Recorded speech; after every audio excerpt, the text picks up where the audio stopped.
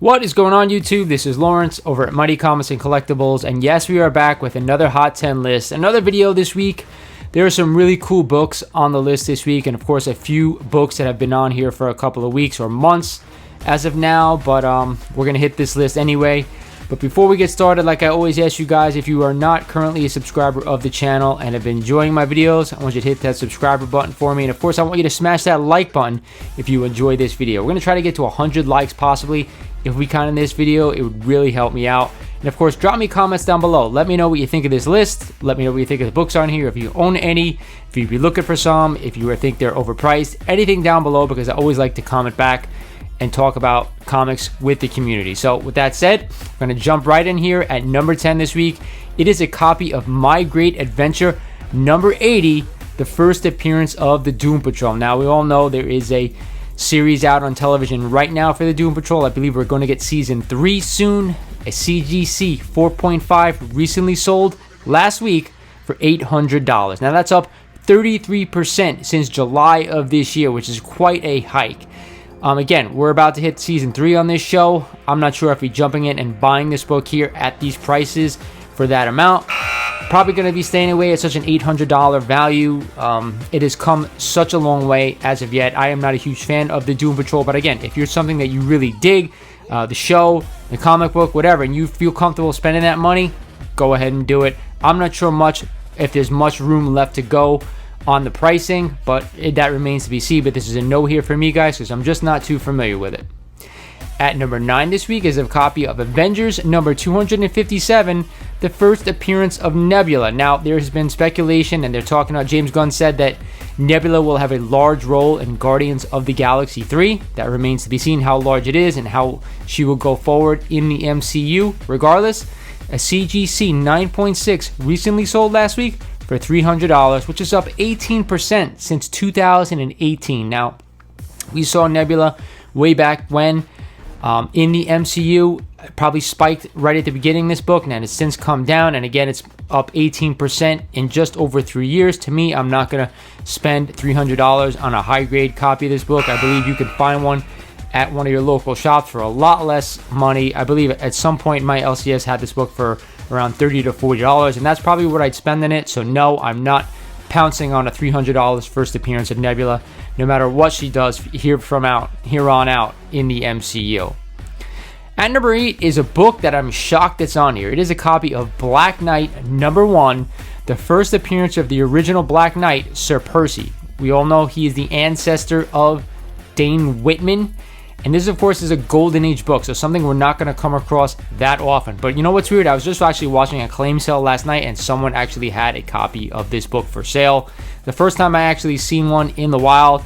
Either way, CGC 3.0 recently sold last week for $3,000, which is actually up 33% since May of this year, which is quite a hike. It's probably about when we got the announcement that the third Black Knight, Dane Whitman, will be in the Eternals movie. So regardless, this is a high dollar value book, and a scarce book at that. I'm not sure I'm going to shell out $3,000 for a book where it's a character we may or may not see in the MCU. And if he does appear, Sir Percy, I'm assuming it's only going to be a small role, so that's a lot of money to shell out for this book. I'm probably going to be staying away here at these prices. But again, if you're a Golden Age collector and you're really in love with the character in this book, maybe you will. But for me, it's a no, guys.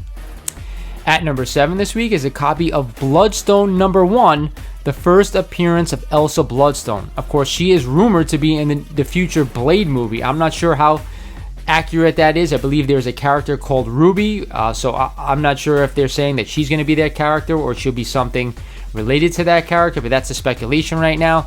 CGC 9.6 recently sold last week for $325, up 8% since April of this year. Now, this is still an underrated key, in my opinion, and an undervalued key. I still think this book can be had for cheaper than that. And 9.6, like I said, was $325.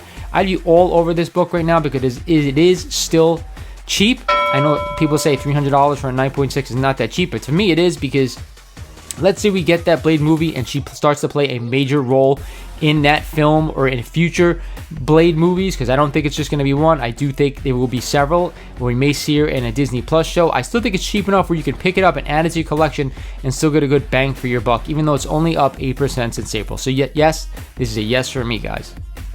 At number 6 this week is a copy of Amazing Spider-Man number 5, the first meeting of Dr. Doom and Spider-Man. Now, this has been on the list for literally 2 months already. Again, a Silver Age Amazing Spider-Man key I'd always pick up, but for the value that it's going at right now, I just can't justify it. A CGC 2.0 recently sold last week for $810, which is actually still up 17% since April. But like I said, you're going to spend $810 on a 2.0 book that is not a first appearance. Yes, it is a nice crossover, but Dr. Doom and Spider-Man, they're not really arch nemesis. They're not really, face each other that much in comics. To me, I don't think you're going to see it in the MCU either. Again, I'd love to own this book. I do own this book, but I think I paid $250 for my copy, which is right around the same grade, probably only about a year ago.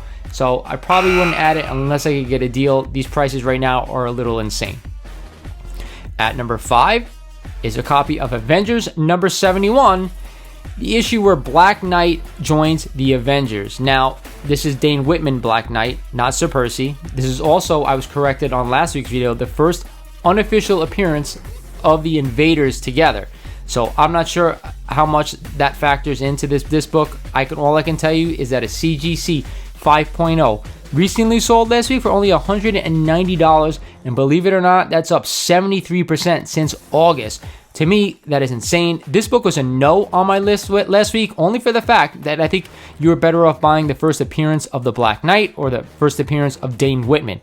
Now I'm seeing that this book is still cheap at a 5.0, only at $190. So yes, I am a buyer now of this book. I have changed my tone. I would definitely add it if you can get it for under $200. 5.0 for a Silver Age book is still a really good grade in my opinion, and that is a good deal. So yes, I'm changed my tone. I'm adding this book right now if I could find it. At number 4 this week is a book that should have been on this list a long time ago, and that is a copy of Sandman number 1, the first appearance of Dream, also known as Morpheus. Now, I was a big fan of this book growing up. I can't say enough about it, and I believe now we're going to get a Netflix movie or show about this book, about this series. So I'm not sure which one it is. All I can tell you is that a CGC 9.6 recently sold last week for $650, up 6% since last week. Yes, last week. This book is sold twice and it's gone up 6% in a week. I am definitely a buyer of this book. I love this series. I can't wait to see what Netflix does with it. I hope that they do it justice. I do think we're going to get some type of Invincible pop on this book, where that book is skyrocketed. I think you're going to get the same thing here. So yes, if you can find a copy for, I would say, a 9.4 or higher, I'd be all over it right now, adding it to the collection. At number 3 is a book that needs no introduction. One of my favorite books of all time. I own a copy, and I've owned 3 at some point. And I only have 1. It is a copy of Amazing Fantasy number 15, the first appearance of Spider-Man, Uncle Ben, Aunt May, Flash Thompson. The list goes on and on. The mother of all Silver Age books. A CGC 1.8 recently sold last week for, have a seat, $33,222, which is only up 18% since last month, which is crazy to me, guys. I remember a few years back, I went to a con, I picked up a raw copy of AF-15. I paid literally $10,000 for that book. Now that I actually got it graded, came back at 1.5. So you'd say that book is probably worth about $30,000, almost tripled in just over 2 years, which is ecstatic. I'm ecstatic. And yes, this book is always worth it. Anytime you can find a complete, unrestored copy of Amazing Fantasy 15, the first appearance of the greatest character of all time, yes, it is a buy. Yes, you pick it up. Yes, if you can afford it, I'd always be adding it to the collection. At number 2 this week is a copy of Fantastic Four, number 74, the first appearance of Agatha Harkness. Now, she is rumored to get her own Disney Plus series, from what everybody is saying right now. We saw her in the WandaVision series on Disney Plus, and she was actually a really great character that I thought they really did a great job with in that series. A CGC 5.0 recently sold last week for $175, up 68% since May of this year. So to me, you could still find this book for cheap. I believe that she's going to play a larger role going forward in the MCU. I'm not sure how it's going to play out, but yes, definitely if you could find a 5.0 copy of this book for under 200 bucks, I'd definitely be adding it right here because I do think it's a good investment for the long term. I think the MCU has plans for Agatha. I'm really excited to see what she brings in her own Disney Plus show or even possibly in the movies going forward. And at number 1, I am so happy to see this book back on the list. It is a copy of Amazing Spider-Man number 300, the first appearance of Venom. When I was growing up, this is my favorite book in my collection. I believe right now this is probably a lot of people out there, their favorite books in their collection. A Copper Age book, and they are saying that this is going to be the next Hulk 181 of the Copper Age. I'm not sure about that. All I can say is that there are a lot of copies out there of this book. They've done Venom in the movies already. He is going to cross over in the MCU, I believe. That's the rumor right now. And yes, if you do not own a copy of this book, you should be picking one up right now. But be prepared, it's going to cost you a lot of money. I own a 9.4 or a 9.2 copy of this book signed by Todd McFarlane, and believe it or not, I paid $400 and something for it just about a year ago. And to think where this book is now, it's mind-boggling because a non-newsstand direct edition copy, CGC 9.8, average sale last week for $6,500, but that is climbing as we speak. Just this week, a copy sold for $7,100. So this book is starting to pick up again.